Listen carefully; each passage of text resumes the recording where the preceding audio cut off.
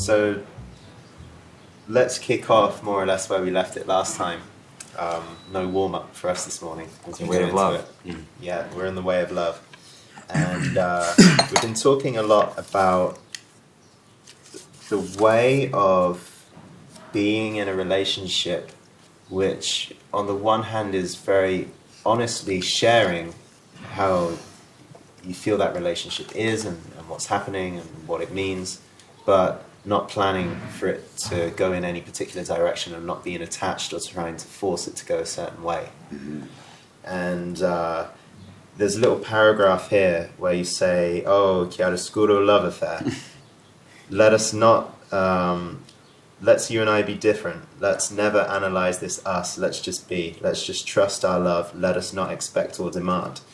And it's like there's lots of lofty statements in that paragraph of what I think a lot of people would hope a relationship would be, to continually live out those beautiful summer days of when it first happened.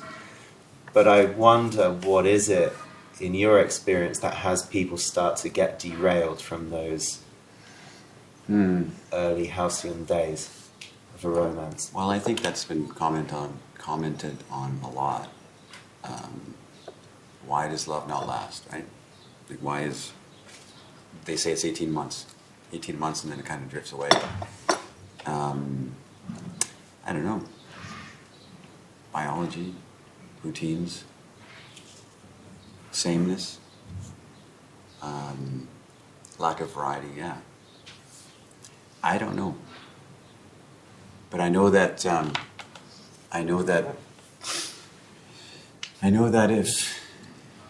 if it descends into just routine and the mundane and the normal, and there is no, like I said in our earlier session, there is no spiritual yearning, then it will devolve into just the sameness of days. And so the whole idea and the whole concept of this book is how to move towards beauty and adventure. Adventure is a word that we don't use enough. And it could be adventure in one place. You have to go on African safari. You know what I'm saying? It could be, but it's still an adventurous spirit, and seeking actively to maintain that and to revive that, and to hold that adventurous spirit till the day you die, as best you can. Yeah, it's big questions here. How and why? That 18-month fixed window seems to be what evolutionary science is suggesting, that our hormones run out on a given day after we first meet, and that's it. Do you believe in that worldview? I don't know. There's a whole biological aspect to looking at this copulation, and that is, and there be some very smart and intelligent and well-studied people who say that, that is the natural life cycle of enough to make a baby, enough time to make a baby, care for it just enough, and then go off and make another baby, right? So anybody who's anthropologist can study tribes or say, yeah, that aligns with this, or animals. I don't know. I don't know if I believe it or not. I just know that I don't know. I know that I don't know. Let others comment on that, because it's not my... Seems like we're moving into the portion of this project where where I would be going anymore. I'm going, yeah, because the journey of this gentleman is basically, as you see, the last chapters are called, the way of love. The way of salvation is the next one. Salvation of what? Salvation of us in general, or salvation of him? How could he be saved? From mediocrity and from what's his journey? Where's he going next? So yeah, you're getting to the end of the book, which becomes more questions, which becomes more philosophical, which becomes less practical, which becomes a big bunch of I don't know. So get ready. Get ready. Let's talk a little bit about intimacy. All right. which is the next theme. Yeah, Zan, as you know, I like my analogies and metaphors, and this is one of my favourite ones. You talk about a relationship like swimming in the ocean, and the surface level, it's very free, it's kind of energy, you're by the surface, very fast moving. And if you go deeper, it's like people scuba diving, you see all the richness and the vibrancy of the colours, but there's more pressure, you're more submerged. And you say people like their different depths. Some people like to go shallow, some people like to go deep. And if in a relationship, one of you wants one level, another one wants another one, it's difficult. And I guess this is true not just for the depthness people want in a relationship, but things like their journey, their personalities, how people evolve over time. You may start off from the same and then people drift apart. Things drift. But I guess for many people they say, I've got to make this work, it's work in a relationship. That's kind of one level. Another level is, oh, we're just apart now, let's leave it. What's your view? Do you have like a balanced view on this? To try and you know, sometimes things end. That's what I'm saying. And we drag it out and we fight for it, which is a noble thing to do, to try and really understand, you know, why are we having this dysfunction? Why are we having this disconnect? You know, why have I been concentrating on my career so much that I've forgotten to have fun and play with my wife, right? And those examinations are good. Those like life examinations. What is priority to me? What is my heart's desire? What do I love the most? What do I not want to lose here? And what's most important? And those mindful choices are fantastic. But to artificially try and keep things dragging along when the depth shifts. I mean, the whole point of this, talking about the analogy of the different depths that we like to swim at, is no one's right, no one's wrong. And that's our failing in our relationships. Why can't you be more like this?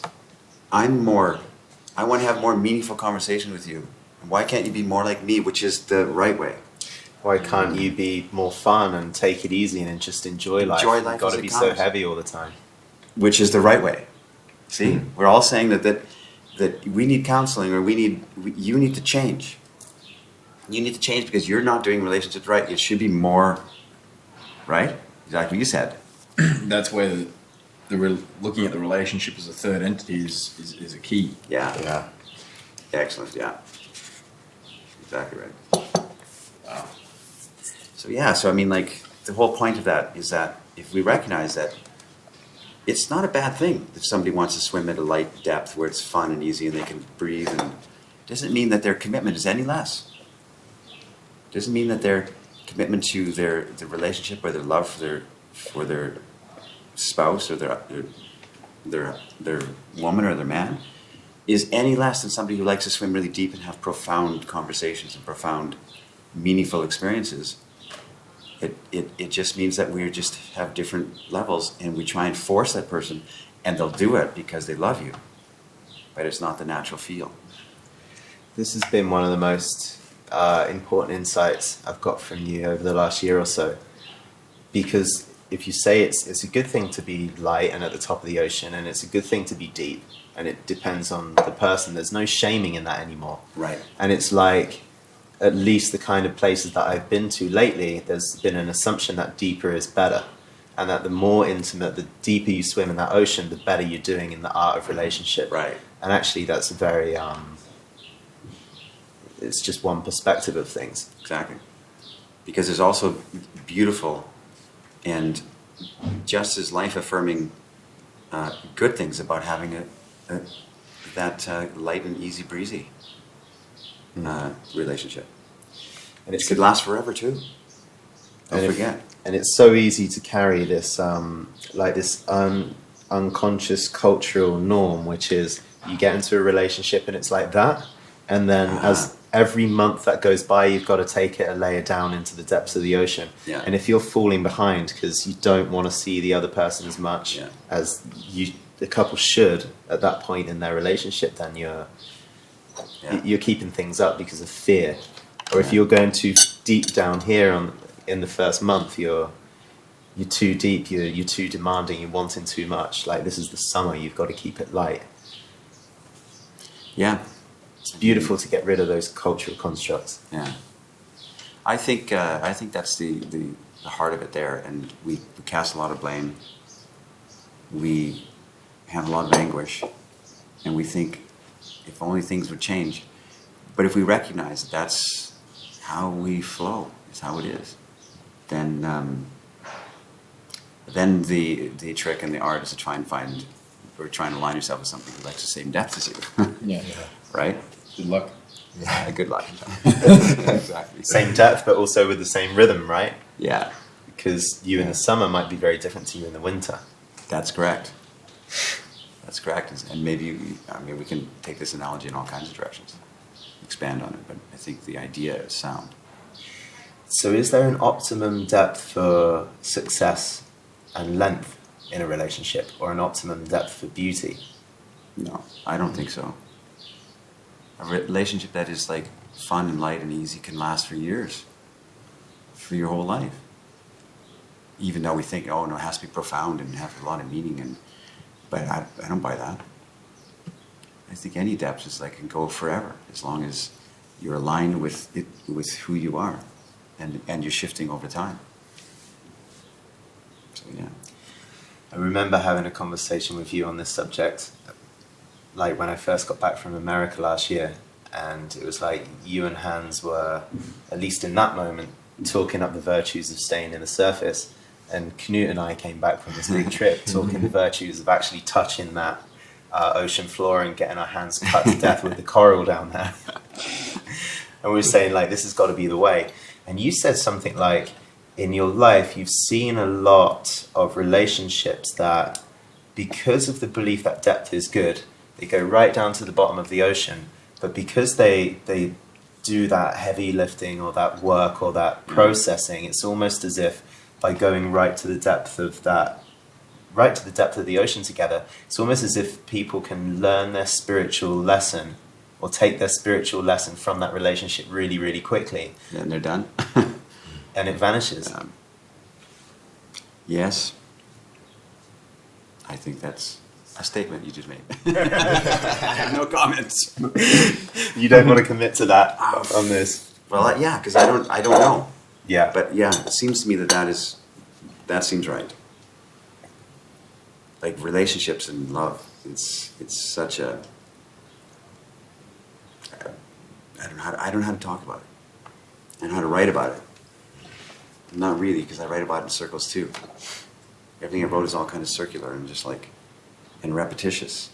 And trying to poke at it and trying to see it from different angles and perspectives. Yeah. And I don't know if I was successful or not, but it feels like that was my best attempt at writing about this incredible, glorious concept of love, which is near and dear to everyone's heart. It's always the number one conversation in every circle that I've been in on Earth. Every culture, you can talk about, I don't know, boats. You can talk about, music. But when it comes to the art of love and relationships, everybody's interested. It always becomes the center of attention when that topic comes into the room. Every guy and every girl has what?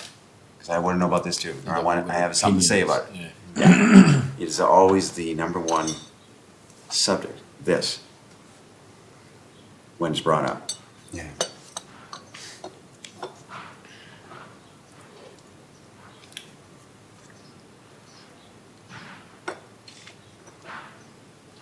I think it's interesting though, maybe a clarification point. People reading this seems, because of the genre of the book, it's very, very deep and meaningful. And then we meet you in person, we kick back off camera, very light and having fun and joking around.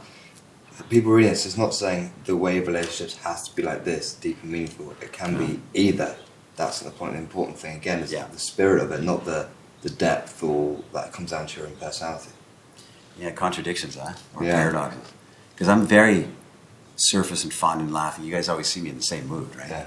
I'm always joking. And in my relationship too. And yet it's very meaningful. It's strong, profound. And I think about it a lot. That's interesting. I joke and I have fun and I play with you guys and I talk to all the girls and smiling and winking at everybody all the time. And I always take my time. No, I don't have to take the time. It's like it's an automatic thing in me that there's I sit back virtually and wonder about the whole thing. Wow, what does that mean? That's kind of cool. I'm always like philosophizing about something. Always. Even though I'm like jumping around. Strange, eh? So this kind of stuff that I'm writing here is things, you know, I wrote in here that on a balcony, every man is a philosopher. Everybody becomes Spinoza when you stand on a balcony. And it's, or at a window, you know, you're just looking out and you can stand there for a long time and just contemplate. And yeah, so I do a lot of that. I don't meditate. I don't really think about meditation because my meditation is women. That gives me a lot of peace in my heart. Think, yeah, all's right with the world. Yeah, you do say that you have a ritual, and every morning you consider who you are and what you want your life to be like. Yes. Which seems like a serious, almost disciplined. Well, this is true, I contemplation. suppose. Yeah, it is a. It's strange because there's almost a reverence about the. This sounds strange to say it. There's almost a reverence about the way I move through a day. You know? Like I'm laughing, joking, having coffees with you and running around. But if I'm walking somewhere, I'm never thinking like, I gotta buy a new shirt. I don't think these kind of things. Obviously. I think the kind of things like, I'm in Bucharest here. And what was the glory of this beautiful city at one time? And, you know, and what are the people doing? And what do they love? I'm thinking these things all the time. All the time. So there's a kind of a, like, so I have a ritual like I do in the morning that I wrote about in the book here, which is just a quiet, get up in the morning, be grateful for the new day, consider who I am and what do I want, and what kind of memories you can make today, and that kind of flowing. But that same kind of, I don't know, lack of a better word, that same kind of reverence and gratefulness is imbued throughout the day. Even though you guys may not see it on me, I'm thinking it all the time. All the time I'm thinking, you know, when I'm not talking, which is most of the time, the rest of the time I'm thinking, wow, how do we get to do this? We get to sit in the conversation here.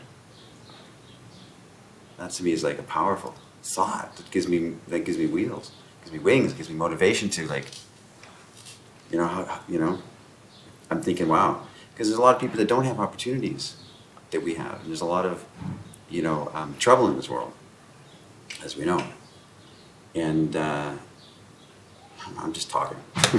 You understand what I'm trying to say? Yeah. But I do have a lot of contemplation, I guess, or introspection. I'm always thinking about everything, my past, where I want to go. I'm staying connected to that ritual all day. You are, yeah. Yeah. I was going to say, it sounds like you're staying connected to it. Yeah, so no matter what happens during the day, some plan gets broken or something, I always think, hey, I'm on the path. I don't see the end from the beginning at all. But I just relax and, like, as Casanova said, just flow, just relax and let life take you. That's where your mindful choices come in as well, right? From that question. Yeah, it's a mindful choice to relax. Right. And trust. As opposed to a mindful choice to go, go, go, go, go.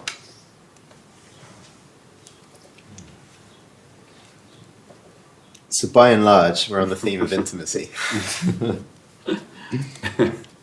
That's correct. Like, I think the biggest thing I'm getting from this is that relationship doesn't have to have a particular form or style to be beautiful in and of itself. It's much more, what I'm getting is this idea of actually it's beauty of a relationship's in the eye of the beholder or the beholders. And I don't want to be shamed because my last relationship lasted a month or 2 days or a week. Correct. And you did it wrong, obviously. You couldn't make that last, you know? Yeah.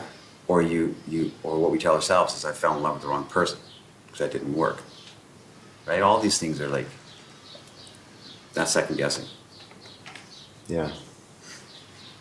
Yeah, something to realise too is it's takes two to tango, an Australian tango. But the other party's got their own mind, their own free will. Yeah. They've got the freedom to choose as well, and we don't often we all put the blame on ourselves. Yeah. When it's the third, they need to be there for that third entity relationship. Yeah, so this is the levels of intimacy, and which goes along with everything we've been talking about in earlier episodes, which is vulnerability, communication. I mean, these are cliches. You know, any marriage counseling would be, okay, how's your communication? But there's a reason that, I mean, that is this is a profound thing I think we're not doing, is communicating. Communicating our desires to someone we just met, communicating our confusion, communicating our hopes and dreams. We're not communicating any of it. We're just hoping that they get it, their actions.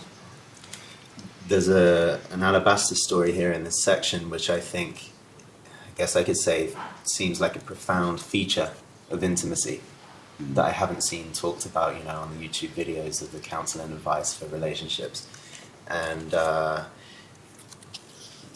you're with a woman, and you comment on a sadness that's in her eyes from a betrayal that she had from a man before. And she's talking about this past boyfriend, but her history of men that has left like a sadness. And you talk about how her anger comes, and how a whole mixture of emotions from despair to betrayal flash across her face.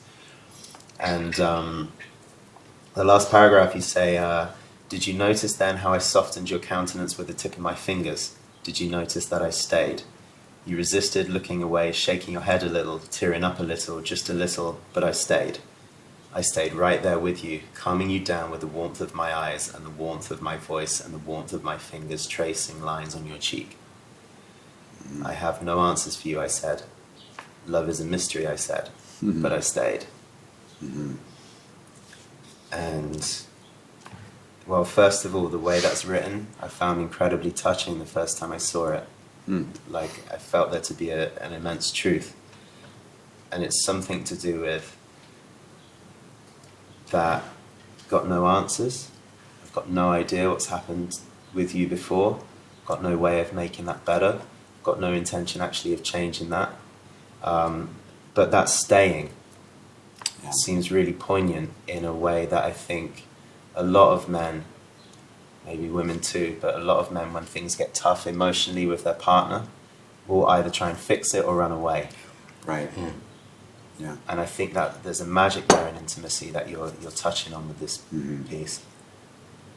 Yeah, there's some passages in here very close to my heart, obviously. And I've seen it. I mean, like, there is no way of, like you said, a man's natural impulse is to solve it for her, or to check out. I can't handle it. Yeah. I have no comment, but it's true. What's in that staying? Like,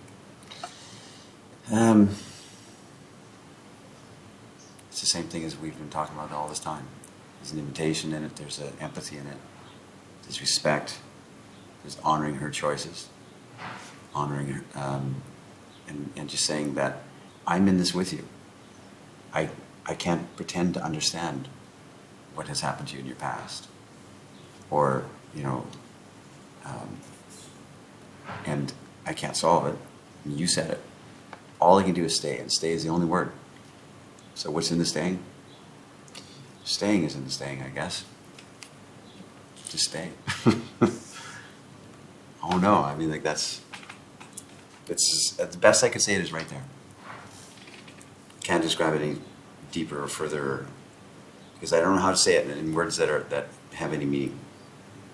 so poetically it makes complete sense, but then instructionally, coaching guide for a man to You see me struggling in these last episodes here, with poetic license, I feel like I can do my best to capture the spirit of that concept that you just talked about, for instance.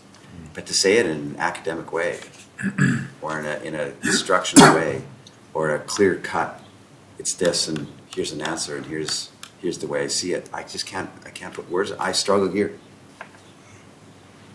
The only way I can say that kind of thing is the way it makes me feel, and for instance, that instance there, and all I can imagine on her face and what I can see, and I can only put it in that kind of way without saying there's any instruction. I don't know how else to do it, and I'm struggling here.